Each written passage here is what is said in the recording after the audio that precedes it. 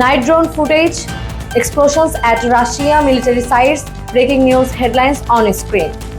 In a bold escalation of the war, Ukraine is striking deeper into Russia territory than ever before, launching a wave of long-range drone attacks targeting military facilities, fuel depots, and command centers far beyond the front lines. Satellite image of damaged Russian base, palms of smoke rising. Over the past 2 weeks, dozens of high-precision drone strikes have hit oil refineries, ammunition depots, and radar systems in western and central Russia, including near Kazan, Tula, and even as far as Yekaterinburg, over 800 miles from the border.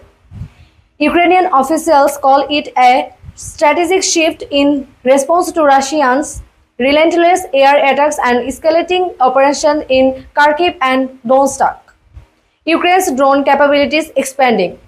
Animation of long-range drones in flight.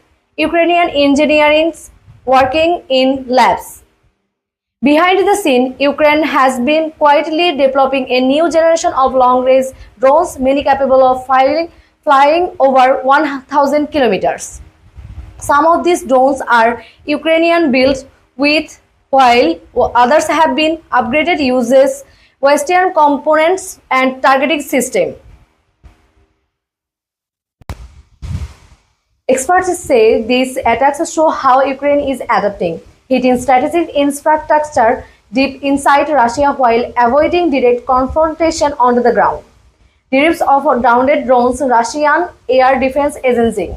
While Russia claims to have intercepted many of the drones, multiple facilities have suffered confirmed damage, disrupting fuel logistics and command operations near the front.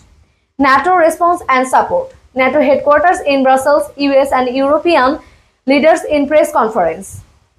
The escalation comes just as NATO holds high-level talks on a new round of military and economic support for Ukraine. NATO Secretary General Jens Stoltenberg confirmed this week that the alliance is finalizing a $60 billion support package focused on advanced air defense, long-range missile systems, drone countermeasure, and guaranteed training programs for Ukraine force. Stoltenberg said that Ukraine has the right to defend itself and that includes striking legitimate military targets inside Russia. US Congress debates, European parliaments approving funding. The Biden administration has already approved an additional $9 billion in military aid, including more Patriot missile batteries, F-16 pilot training, and limited shipments of ATACMS missiles with a range of up to 300 kilometers. Russia's reactions and warnings. Kremlin statesman, Russian state TV, President Putin speaking. Russia has condemned the strikes as terrorist attacks, warning of retaliation and accusing NATO of directly escalating the conflict. President Putin said in a televised speech, if NATO continues to encourage Ukrainian attacks on Russian soil, there risk consequences that go far beyond Ukraine's borders. Analysts say Putin's warning, including valid reference to a nuclear deterrence, are likely aimed at discouraging deeper Western involvement, but tensions between Moscow and NATO have not been this high since early 2023. But what comes next? Maps showing expanding drone range, fault lines shifting, global leaders reacting.